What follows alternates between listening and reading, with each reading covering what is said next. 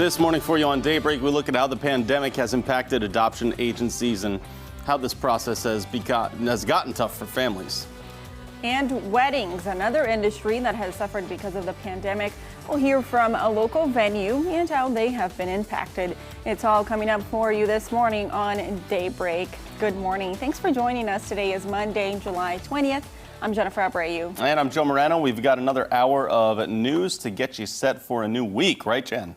That's right, a new week, July 20th. Like, just looking at that, I don't know. It's weird to say because it feels like it's been a long 6 months, but at the same time, it feels like it's going by so fast already, halfway through 2020. This is the 7th month, so maybe it has been long for you. Yeah, see, I don't even know what's happening. Oh boy. All right, meteorologist Elisa Rapp is out here as well. Another warm start to this week, right? Already in the 70s? I think that a lot of this time has blurred together because the weather hasn't really changed as much either, right? It's been very warm, very humid, very hot. That's right. Same yeah, story. for the past, I don't know, 3 weeks at least. Yeah. I don't know, but don't trust me with the timestamps.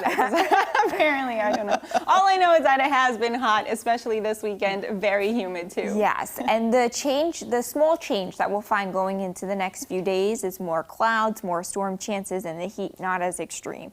It's 73 degrees to start down on the square in Springfield. You've got some clouds and some southerly winds up at 7 miles per hour. You've got some partly to mostly cloudy skies out there this morning with an intense storm right on the interstate between Lebanon and Waynesville. So if you need to travel this area from Eldridge and Stoutland, and again, right in between Lebanon, Waynesville on I-44, stretching into Fort Leonard, an intense thunderstorm with very heavy rain and lightning. So you'll find some low visibility and ponding with that cluster of storms. Otherwise, it's dry in Springfield. 73 degrees right now. It's 72 in Branson. Dew points in the upper 60s and lower 70s, so it's a pretty humid start again out there this morning. You'll have mostly dry roads again. If you happen to get one of those storms, it could be pretty intense. So a couple of showers and storms out there today at the pool. You'll have some showers and storms possible with a very high UV index and temperatures up around 90 degrees. We have a marginal severe risk for today for 1 or 2 storms possibly growing tall enough to be strong to severe. So we're talking about a return of storm chances. The heat not quite as extreme, but the more extreme heat does return by the weekend. Details on that in 10 minutes. Well, children need families always, whether there's a pandemic going on or not. Families have been worried about staying safe from coronavirus over the past few months, and some families were looking to add to their families while all of that was going on.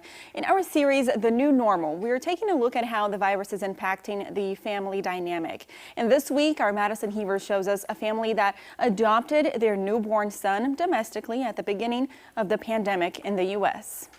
Court dates have been pushed back because courthouses have been closed. Regina Smith is a social worker in Southwest Missouri for Nightlight, a national adoption agency. Each region and each state and each hospital having different policies and procedures regarding COVID and who they allow in and travel restrictions.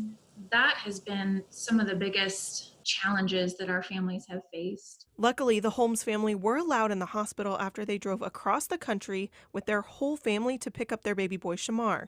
We were going to have our kids stay at home with our parents. So we decided to all go to South Carolina. There's limitations as far as who could come in, where you could come in, certain entrances and where you were routed through. I think there was only one entrance to the hospital that was open.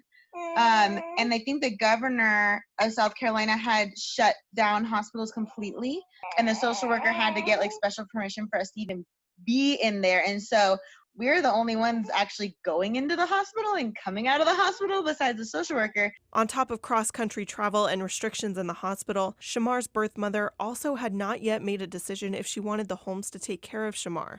When she doesn't have the supports that she needs in the hospital during the most critical time, it can leave her feeling very isolated. She may then in turn decide not to follow through with an adoption plan. We had determined when she made her decision that, we were going to be fine with that, be cool with that, bless her in her decision. Like, no matter what, we wanted our little guy Shamar. We wanted this little blessing, our little blessing. They say to really think about if you too might be a part of a loving family that could adopt. Please, think about that, consider that, move in love.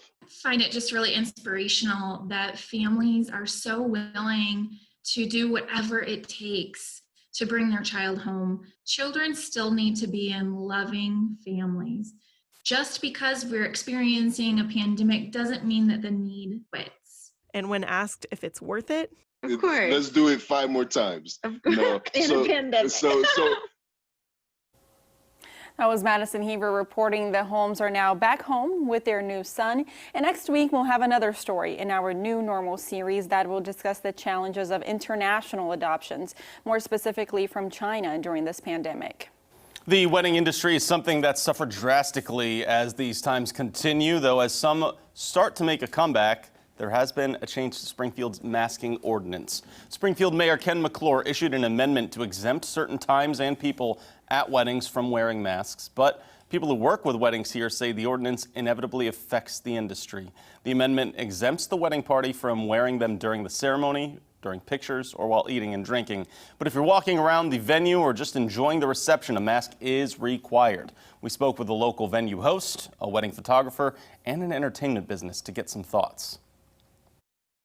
I have lost a couple brides just because of everything going on. I've also lost some brides because they just decided to do it at a family's house, keep it cost down, but they can kind of be a little bit more lenient on things. What has been terrible is like the wedding and private party events type of stuff. I've usually booked quite a few at this point in time of the year, and at this point I have booked nothing. It absolutely sucks because we want your day to be just as special, and then when you have so many things in place that kind of keep that from happening, it really is a bummer.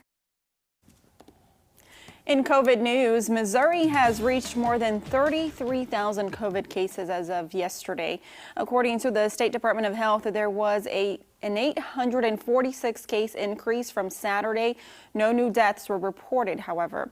In Webster County, free COVID testing will be offered at a drive-through event next week. That will be on Monday, July 27th. Both antibody and swab testing will be offered, and anyone can get tested regardless of what county they live in, and you do not need to have symptoms or a doctor's order. The event will take place at the Webster County Fairgrounds from 7 to 8 p.m. Appointments are recommended, but testing will be on a first-come, first-served basis.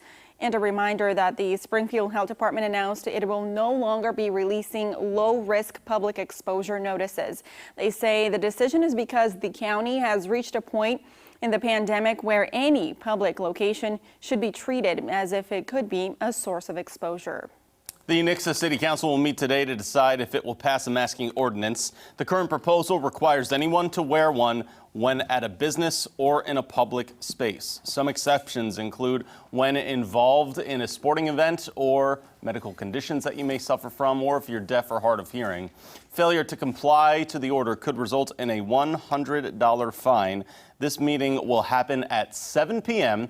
There will be public hearings before the council makes a decision. Now, if passed, the ordinance would go into effect on Thursday, July 23rd and last for 90 days. News from around the Ozarks now. Demonstrators gathered yesterday for what they said was a call for the community to come together. The event, hosted by the United Community Change, Justice Movement, and Radical Activists in Demand, was organized as a call to keep the peace and unity between all races and call for community reform.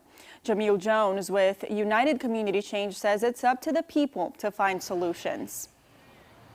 We feel like the community needs to really take accountability for coming together and finding solutions for this and not staying silent and content on allowing these things to happen. We're just out here to let people know, like, there's a different way to go about this. Parents need to take accountability for their children and stand up for their children and come together at a sitting table and create some resolve for the problems that are at stake right now.